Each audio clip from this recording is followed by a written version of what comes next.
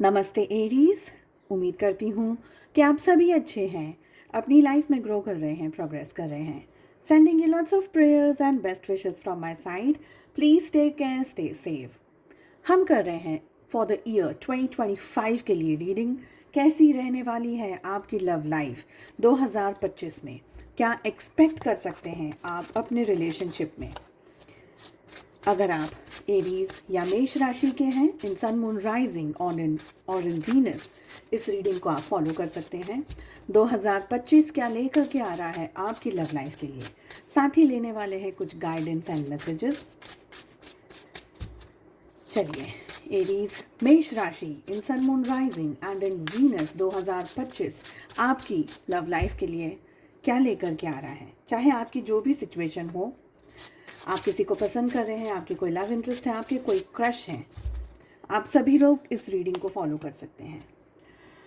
Starting के कुछ महीने जो 2025 के रहेंगे, ऑलमोस्ट 4 मंथ्स की एनर्जी इस समय जो मुझे आ रही है, थोड़ी सी हैवी एनर्जी रहेगी। मेंटली आप थोड़ा ज़्यादा ही सोचते रहने वाले हैं अपने रिलेशनशिप के बारे में। ओके, आपके रिलेशनशिप में बहुत सारी एनर्जीज क्लैश हो रही हो, यहाँ पर ये मुझे दिख रहा है। हालांकि कार्ड्स आते चले जा रहे हैं। लेट अस सी कि और क्या गाइडेंस एंड मैसेजेस आ रहे हैं हमारे पास में। ज़ोडिएक साइंस की अगर मैं बात करूं तो सबसे ज़्यादा जो अभी तक की एनर्जी आ रही है, that is Gemini, Libra, Aquarius, मिथुन, तुला एंड कुंभ राशि। हालांकि ऑल 12 ज़ोडिएक साइंस आ गए हैं रीडिंग के अंदर। देखिए, स्टार्टिंग के 4 मंथ्स की जो एनर्जी हमें मिल रही है, थोड़ी सी हैवी एनर्जी रहने वाली है आप लोगों के रिलेशनशिप के लिए। हो सकता है कि आप लोगों के रिश्ते में किसी तरीके का कोई मूवमेंट हो, जैसे कि एक दूसरे के साथ रहते हुए भी या तो ट्रैवल कर रहे हैं जॉब को लेकर के या कोई और परिस्थिति को लेकर के, तो एक तरीके का ट्रैवल हो सकता है। मूवमेंट यानी आप दोनों एक दूसरे से डिस्टेंस में आते हुए यहाँ पर मुझे दिख रहे हैं। और ये कोई हैप्पी डिस्टेंस नहीं है, ऐसा नहीं है कि बहुत खुशी से डिस्टेंस में आए हैं, नहीं।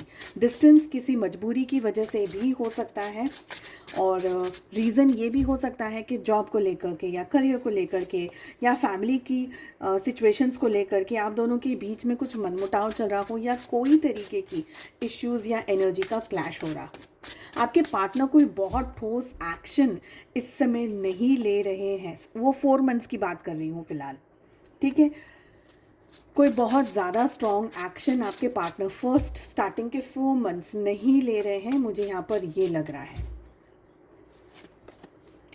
ओके, और मेन रीज़न ये भी हो सकता है सिचुएशन का कि आप लोगों के रिलेशनशिप में, देखिए, कोई फेमिनाइन एनर्जी का बहुत ज़्यादा इन्वॉल्वमेंट हो, ये दिख रहा है। फेमिनाइन एनर्जी मदर हो सकती हैं, वाइफ हो सकती है, स्पाउस हो सकती है, किसी के साथ में अगर कमिटेड रिलेशनशिप है तो वो पर्सन हो सकता है। ज़रूरी नहीं है कि फेमिनाइन एनर्जी एक फीमेल ही हो, it can be a male as well. तो एनर्जी की यहाँ पर बात हो रही है। आप दोनों, अभी हम सिर्फ 4 मंथ्स की बात कर रहे हैं, ठीक है, और आगे की रीडिंग मैं आपको बता रही हूँ। तो एनर्जीज़ के हिसाब से जो मुझे यहाँ पर फील हो रही है कि फर्स्ट 4 मंथ्स आप लोगों के रिलेशनशिप में है ना, हो सकता है कि आपके पार्टनर कुछ ज़्यादा इंपॉर्टेंस आपको ना दें, और बहुत सारे रीजंस हैं उसके पीछे।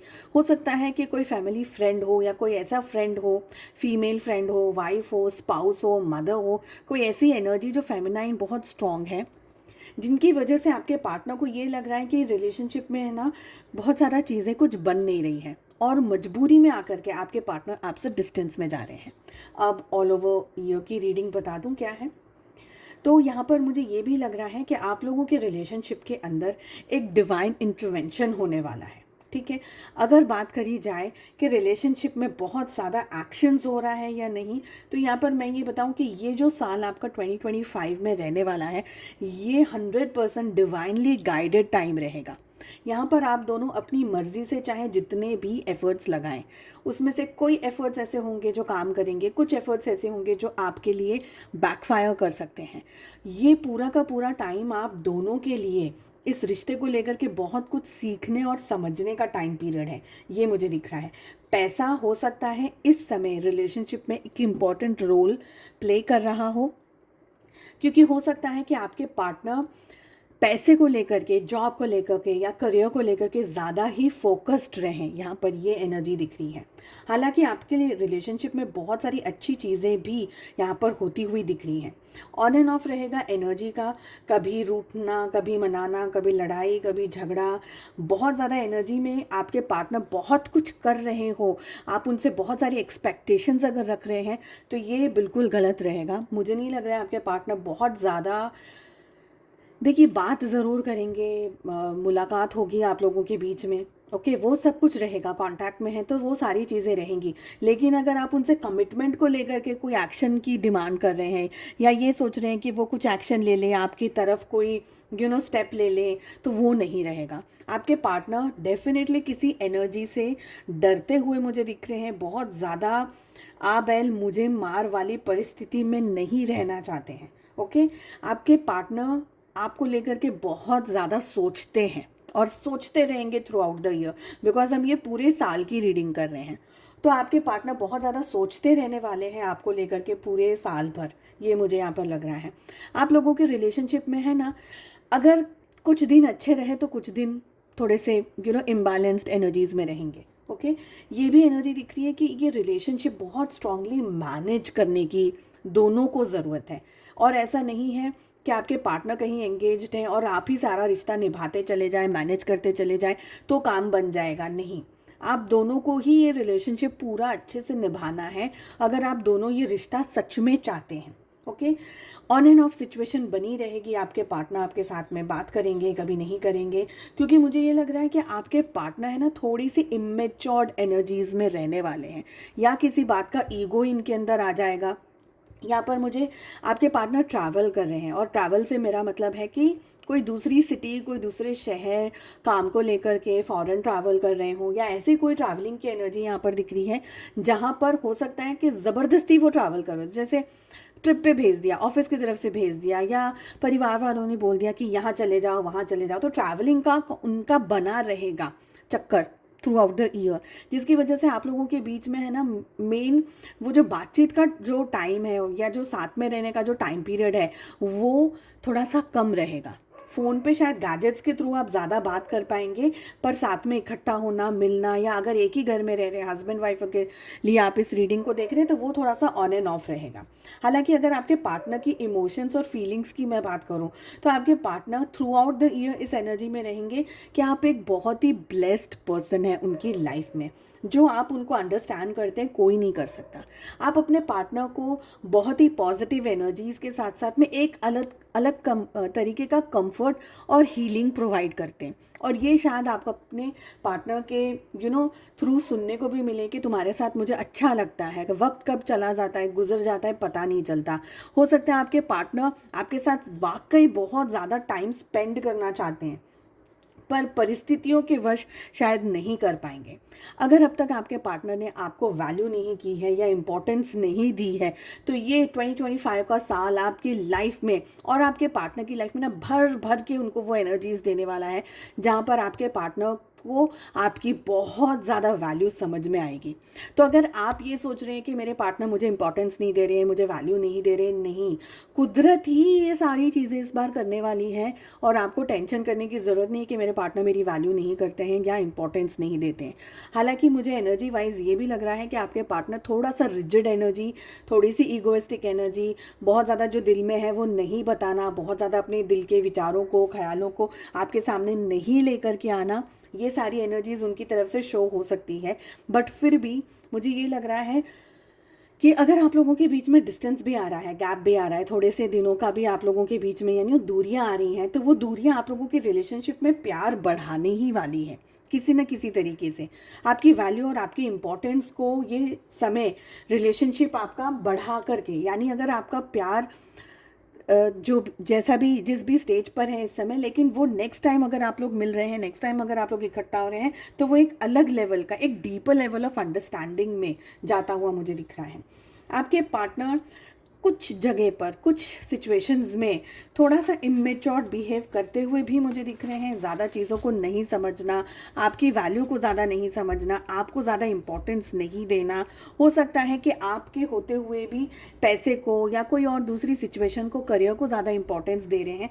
बट ऑन एंड ऑन जो एनर्जी मुझे यहाँ पर फील हो रही है वो यही हो रही है कि हर बार ये आपसे दूर जाएंगे और हर बार उनको कोई नया रियलाइजेशन होगा, और ये रियलाइजेशन जो भी होगा उनको आपके करीब ही लेकर के आएगा, चाहे वो इस बात को मुंह से कहें या ना कहें। ठीक है, लेट अस सी आप लोगों के लिए, आपके इस रिलेशनशिप के लिए divine guidance for the year 2025 क्या रहने वाला है। यहाँ पर मैं 2 कार्ड्स पिक करने वाली हूँ। ठीक है, लेट अस सी, और इसके बाद में हम स्पेशल मैसेजेस भी लेंगे आपके लिए। So through out the year 2025 आप लोगों के लिए जो मेन जो गाइडेंस आ रहा है डिवाइन की तरफ से, एंजल्स की तरफ से, वो आ रहा है ट्रस्ट। और सेकेंड जो एनर्जी आ रही है वो आ रही है यू आर रेडी। तो ये रेडी की एनर्जी ये बता रही है मुझे कि आप लोग रिलेशनशिप में चाहे कमिटमेंट मांग रहे हैं या नहीं मांग रहे हैं, किसी ना किसी तरीके से आपके रिलेशनशिप में ग्रोथ हो रही है।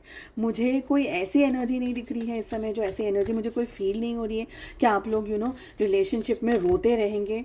ऐसी एनर्जी मुझे नहीं दिख रही है। मुझे ये फील हो रहा है कि जितना भी आप लोग रिलेशनशिप में, जितने भी महीनों से, जितने भी टाइम पीरियड, एक एक महीना आप आगे बढ़ते चले जाएंगे, आप लोग दोनों ही एक दूसरे को और भी बहुत ही डीपर लेवल पर कनेक्ट करेंगे और अंडरस्टैंड करेंगे।